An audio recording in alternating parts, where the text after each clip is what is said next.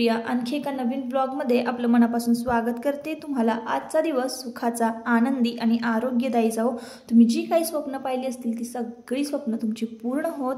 आणि हा जो व्हिडिओ आहे ना ताईंनो, रात्रीचा व्हिडिओ आहे आणि उद्या दुपारी 1 वाजता तुमच्यापर्यंत पोहोचणार आहे। म्हणून तुम्हाला जो हा दिवस आहे येणारा तर तो सुखाचा, आनंदी आणि आरोग्यदायी जाओ असो। आता रात्रीची वेळ आहे आणि एकसारखा ना 2 दिवस मी प्रवास केल्यामुळे ना एवढी थकले होते ना ताईंनो।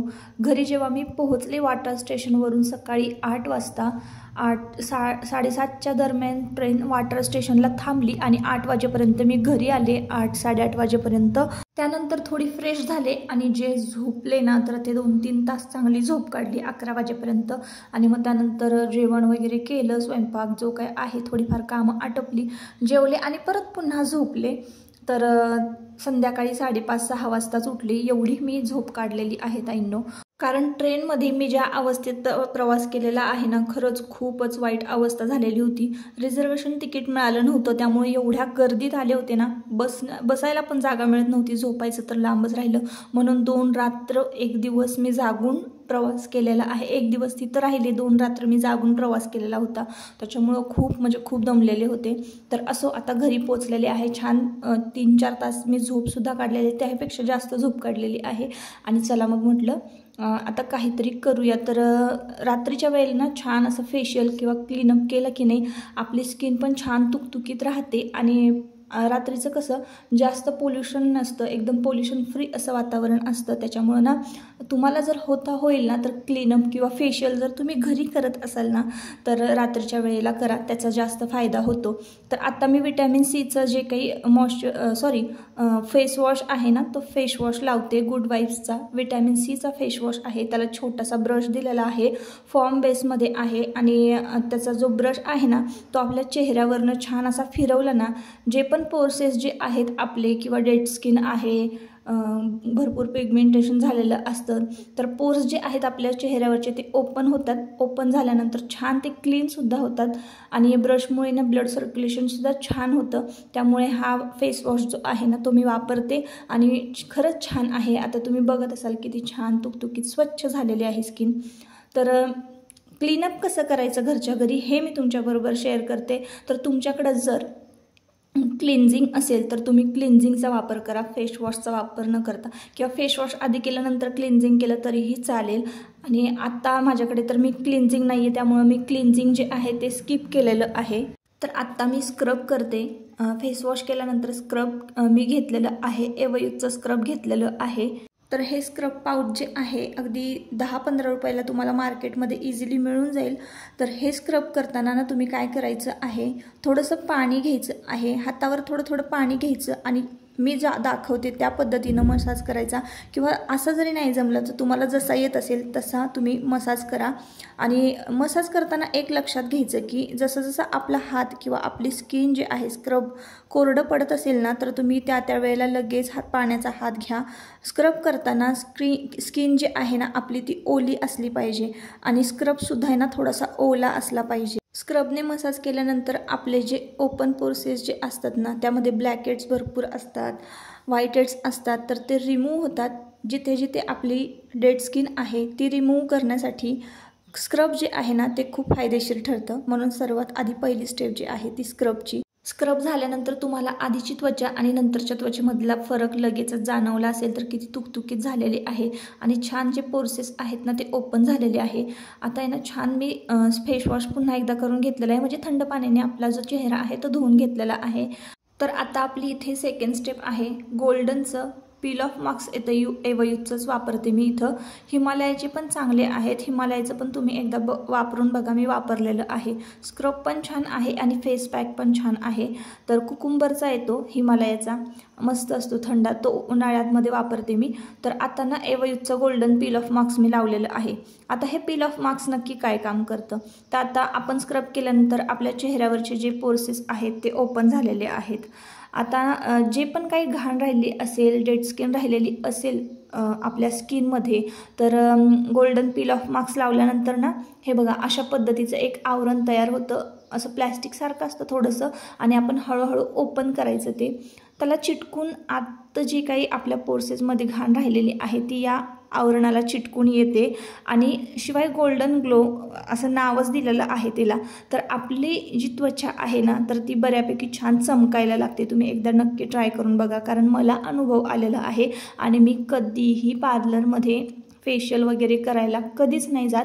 हे अशाच पद्धतीनं मी जे क्लीनअप आहे घरी झोपायच्या आधी करत असते, कारण झोपण्याआधी ना आपली स्किन जी आहे ना ती छान रिलॅक्स असते रात्रीच्या वेळेला. तर झोपण्याआधी मी क्लीनअप करते आणि खरंच मला हे फायद्याचं ठरतं, म्हणूनच मी हे तुमच्याबरोबर शेअर केलेलं आहे.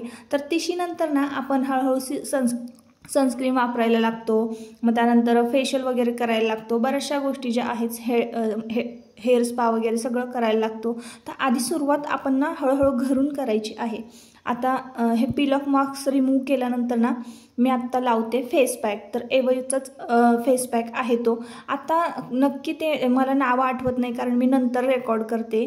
तर चेरी चॉकलेट आणि चेरीचा हा फेस पॅक आहे. हा फेस पॅक आपल्याला 10 ते 15 मिनटं ठेवायचा आहे चेहऱ्यावर, पूर्णपणे वाळू द्यायचा आणि मगच थंड पाण्याने आपली जी स्किन आहे ती छान वॉश करून घ्यायची आहे.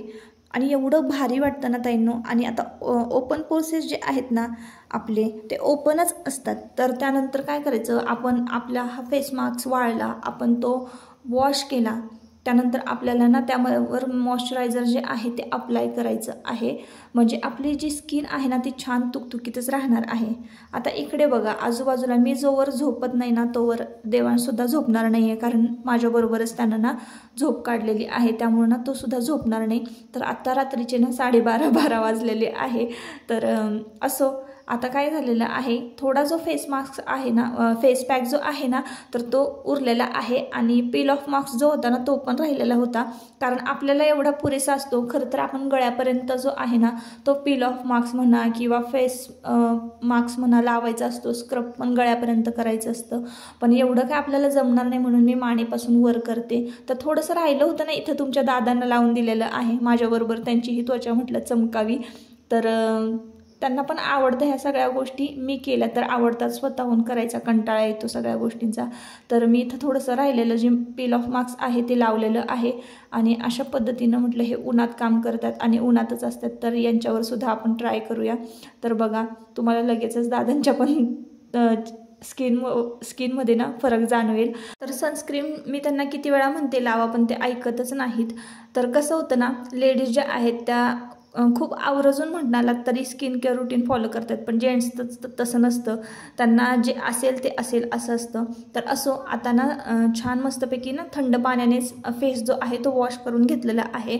आता त्यानंतर ना मी इथं लावते मॉइश्चरायझर. तर माझ्याकडे ना नॅचरलचं बॉडी केअरचं मॉइश्चरायझर जे आहे ते मी अप्लाय केलेलं आहे स्किनवर. आणि जेव्हा आपण फेस वॉश करतो म्हणजे थंड पाण्याने चेहरा आपला धुवून घेतला ना तर तो ना एक 80% वाळू द्यायचा आहे, थोडासा 20% ओला ठेवायचा आहे आणि त्यावर आपल्याला मॉइश्चरायझर लावायचं आहे. म्हणजे स्किनमध्ये ते लगेच मुरतं आणि त्वचा छान गुबगुबीत होते. जितके आपण मसाज करू ना आपल्या त्वचेवर, आपल्या गालांवर, तर चेहरा छान असा फुलून दिसतो. तर कधीही तुम्ही ट्राय करा, घरच्या घरी एकदम स्वस्तात मस्त असं हे क्लीनअप आहे. अगदी आपल्या मनासारखं अगदी 30-35 रुपयामध्ये घरच्या घरी फेशियल क्लीनअप आपण करू शकतो. फक्त स्वतः आपल्याला मसाज करता यायला पाहिजे. तर शुभ सकाळ सर्वांना, गुड मॉर्निंग. ही दुसऱ्या दिवशीची सकाळची व्हिडिओ क्लिप आहे. या आधीची व्हिडिओ क्लिप जी आहे ती मी रात्रीची तुमच्याबरोबर शेअर केली. तर सकाळी सकाळी ना 7 वाजता एवढा धो पाऊस पडत होता आणि आजूबाजूचं तुम्हाला वातावरण मी दाखवते, एवढं भारी झालं होतं ना. कारण मला तरी वाटतं यावर्षी ना पावसाळा खरंच खूप लवकर लागला आहे की हा वळीवाचा पाऊस आहे, मलाच काही कळेना झालं आहे. कारण आतापर्यंत तर आमच्याकडे किंवा इतर ठिकाणी सुद्धा कुरवडी पापडच चालतात. आत्ता 20 मे 21 मे चालू आहे, मेचाच महिना चालू आहे आणि पाऊस पडायला लागलेला आहे. आणि असंही नाही की एकदाच पडला आहे, 2-3 दिवस ऊन पडले असंही नाही, रोज पाऊस पडतोय रोज आणि थोडंसं ऊन पडते असं काहीसं वातावरण आहे. आणि आमच्याकडे पाखरं बघा ना किती छान सकाळी सकाळी उडतात, खेळतात आणि आजूबाजूचं जे वातावरण आहे ना अगदी असं स्वर्गासारखं झालेलं असतं. ढग जे आहे, धुकं आहे, खाली उतरून आलेलं असतं आणि थंडीच्या दिवसात तर आहे ना समोरचे जे बिल्डिंग्स आहे ना त्या पण दिसत नाही, इतकं धुकं दाटून येतं. एकंदरीत मी जिथं राहते ना खरंच तिथलं वातावरणच खूप भारी आहे आणि या वातावरणामध्येच भरपूर पॉझिटिव्हिटी आहे ताईंनो. गुरांच्या घंट्यांचा आवाज पण खूप भारी येतो सकाळी सकाळी. तर पाऊस पडले त्यामुळे इकडनं पाणी पडते. तर किचनमध्ये मी उभे आहे ना तर तिथूनच हे सगळं दृश्य जे आहे, निसर्ग वातावरण हे सगळं दिसतं. तर असो, आता ना रात्री भरपूर जेवण झालं तर त्यामुळं ना काय करावं हे कळत नव्हतं. तर कधी कधी ना असं थंडगार वातावरण असेल ना तर मस्तपैकी छान मुगाचा भात खावासा वाटतो. मुगाची खिचडी काही ठिकाणी म्हणतात. तर चला म्हटलं त्याची रेसिपी तुमच्याबरोबर शेअर करूया. 2 चमचे तूप कुकरमध्ये घातलेलं आहे आणि मिरची जी आहे ना एक 5-6 मिरच्या घातल्या असतील. ज्यांचं पोट बिघडतं ना त्यांच्यासाठी सुद्धा हा भात एकदम मस्त आहे आणि ज्या लोकांना आजारी असतील, तोंडाला चव नसेल त्या लोकांसाठी सुद्धा ना ही खिचडी, हा भात आवर्जून केला जातो. तर ना मी मिरची यासाठी घातलेली आहे कारण आमच्या घरी तर कोणी आजारी नाही, पण एकदम खावासा वाटला सगळ्यांना त्यामुळं आणि मिरचीनी चव येते त्याच्यामुळे मी 4-5 मिरच्या ज्या आहेत त्या घातलेल्या आहेत. त्यानंतर कढीपत्ता घातला, त्यानंतर जिरं घातलं आणि मग बारीक चेचलेला लसूण घातलेला आहे. तुम्हाला आवडत असेल तर तुम्ही लसूण खोबरं जरी घातलं तरीही चालेल, पण मी इथे खोबरं स्किप केलेलं आहे, घरामध्ये कोणाला आवडत नाही. तर आता मस्तपैकी हा लसूण भाजून घेतला, मिरच्या भाजून घेतला, कढीपत्ताही छान भाजला, थोडंसं हिंग घातलेलं आहे चवीसाठी आणि मग त्यानंतर आपल्याला घालायची आहे मुगाची डाळ. तर ही मुगाची डाळ ना मी घरी तयार केलेली आहे. तर ती मी पटकन तशीच घालायला गेले, पण मला लगेच आठवलं की ही डाळ धुतलेली नाही आहे, तर मग धुवून घातली नंतर आणि छानपैकी ही डाळ जी आहे ना त्या फोडणीमध्ये आपल्याला परतवून घ्यायची आहे. तर ना फोडणी घालताना कधीही जिरं थोडं उशिरा घालायचं म्हणजे ते करपत नाही. जिरं जर करपलं तर ना ते कडवट लागतं. तर असं बोलताना जरा गडबड होते. त्यानंतर ना डाळ छान परतली की त्यामध्ये लगेच घालायचे आहे आपल्याला धुतलेला तांदूळ आणि तांदूळ घातला ना की डाळीमध्ये छान मिक्स करायचा. आता हॉटेलमध्ये आपण कसा डाळ भात खातो, थोडासा असा तो ग्रेव्ही पातळ असतो म्हणजे वरण भात असा टाईप असतो. तर तसंच आपल्याला ना आत्ता भात करायचा आहे म्हणून मी थोडंसं पाणी जर आहे ना जास्त घातलेलं आहे आणि आता आपल्याला कुकरला 3 शिट्ट्या करून घ्यायच्या आहे. तर सगळा भात जो आहे ना तो खाली बसतो आणि थोडंसं पाणी जे आहे ना ते वर आलेलं असतं आणि इतका मऊसूत आणि छान होतो ना हा भात, खरंच खूप मस्त होतं. तर सकाळी सकाळी आंघोळ केली आणि जरा खूप मोकळं वाटावं, फ्रेश वाटावं ना आणि वातावरणही पावसाचं आहे त्यामुळं मग मी काही साडी घातली नाही, गाऊनच घातला आणि मग लगेचच देवपूजा केली. घरातली जी काही क्लिनिंगची कामं आहेत ना ती आटपली आणि सकाळी सकाळी ना आमच्याकडे नाश्ता हे काही नसतं, डायरेक्ट जेवण. तर 10:30-11च्या दरम्यान ना आम्ही सगळेच जेवून घेतो. तुमच्या दादांना ना कामासाठी बाहेर जायचं होतं त्यामुळे त्यांना ना आधी डाळ भात जो आहे तो दिलेला आहे. त्यावर थोडंसं तूप घालायचं. मग याबरोबर तुम्ही तोंडी लावायला लोणचं, पापडही घेऊ शकता. गोड पदार्थ एखादा जरी असला तरीही चालेल. तर असं आजचं जेवण होतं. काहीच जास्त काही केलं नव्हतं. मुगाचा भात केला होता. आमच्याकडे मुगाचा भात म्हणतात, काही ठिकाणी खिचडी म्हणतात. तर आत्ता आजची देवपूजा मी तुमच्याबरोबर शेअर करते. तर इकडे बघा किती छान जास्वंदाची गुलाबी, लाल आणि पांढरी जर फुलं, पांढरी नाही मिळालीत पण पांढरी जर फुलं असतील ना खरंच खूप भारी वाटतं आणि अशी सकाळी सकाळची आमची देवपूजा असते.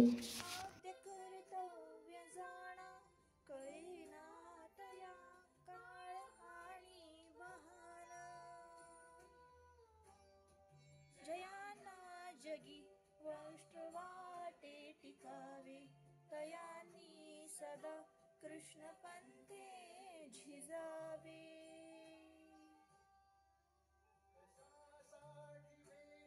तरु फूल घ्यावी स्वतः जीवनाच्या फुलांनी पुजावे. असंख्यात पुष्पे हवी पूजनाला मना अर्पिला देह हा माय भूला. चित्त देई विशाल असे जान्हवी सारखे शुद्धशील.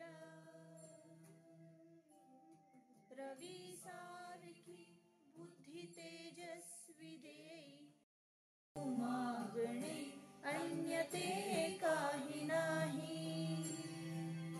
तर ताईंनो मी सकाळी सकाळी ना देवपूजा झाली की लोक जागरण श्लोक लावत असते. हा लोकजागरण श्लोक जो आहे तो संभाजी भिडे गुरुजींनी लिहिलेला आहे आणि ह्यातली एक ना एक ओळ इतकी अर्थपूर्ण आहे ना ताईंनो, की तुम्ही एकदा जर हा श्लोक ऐकला ना तर पुढचे 6 महिने जे आहे ना ते तुमच्यासाठी खूप प्रेरणादायी आणि मोटिवेशन म्हणजे ठरणार आहे. जो कोणी नैराश्यामध्ये असेल, जो कोणी डिप्रेशनमध्ये गेलेला असेल, ज्यांना असं वाटतं की आपल्याकडनं काहीच होऊ शकत नाही, त्यांनी हा श्लोक नक्की ऐकावा. कारण हा श्लोक इतका भारी आहे ना ताईंनो. जर तुम्ही ह्या श्लोकातनं घेतलं तर तुम्ही जर आवर्जून याचा अर्थ तुम्हाला कळाला, तुम्ही शोधला, तरच तुम्हाला त्यातून भरपूर मिळण्यासारखं आहे. तर मध्यंतरी तर तुम्हाला माहिती आहे पहलगामामध्ये काय झालेलं आहे. तर देव आणि देश धर्मासाठी आपल्याला काय केलं पाहिजे. आपण जन्म घेतलेला आहे, फक्त आपण हावहाव करण्यासाठी जन्म घेतलेला नाही आहे, मला हे पाहिजे, मला ते पाहिजे. आपण जन्म घेतलेला आहे, आपण देव, देश आणि धर्मासाठी काहीतरी केलं पाहिजे. आपल्या मुलांना अशाच गोष्टी शिकवल्या पाहिजे जेणेकरून पुढे आपल्या धर्मावर किंवा आपल्यावर कुठलंही संकट येऊ नये, आपल्या भारत मातेवर कुठलंही संकट येऊ नये. त्यासाठी ना आपण नेहमी श्लोक, मंत्र, स्तोत्र हे शिकवतोच मुलांना. इतर सगळं जे ज्ञान आहे ते देतो, पण हे पण देशभक्ती, देशाप्रती कृतज्ञता, प्रेम ह्या सगळ्या गोष्टींना आपण मुलांना शिकवल्या पाहिजे आणि मुळात त्या आपल्यामध्ये सुद्धा असल्या पाहिजे. तेव्हा हे सगळं मुलांपर्यंत पोहोचणार आहे. तर आता ना माझी जेवायची वेळ झालेली आहे. मी सुद्धा लवकरच जेवते, सुट्टी असो किंवा नसो. मुलांचा डबा जरी झाला आणि मुलं 10, पावणे 10 वाजता स्कूलमध्ये जातात. मुलं स्कूलमध्ये गेली, घरातली कामं आटपली की 11 वाजेपर्यंत माझं जेवणाचं टायमिंग होतो आणि सुट्टीतही तसंच टायमिंग असतं. 11 वाजेपर्यंत सगळं झालेलं असतं स्वयंपाक. तर 11 वाजताच मी जेवते आणि एकदा का 11 वाजता जेवण झालं ना, मग दिवसभर आपण ना आपली कामं करण्यासाठी मोकळं होऊन जातो. काय होतं ना, एकदा नाश्ता करायचा, मग परत एकदा जेवायचं, मग या सगळ्या गोष्टींमध्ये खाण्यापिण्यातच अख्खा दिवस निघून जातो.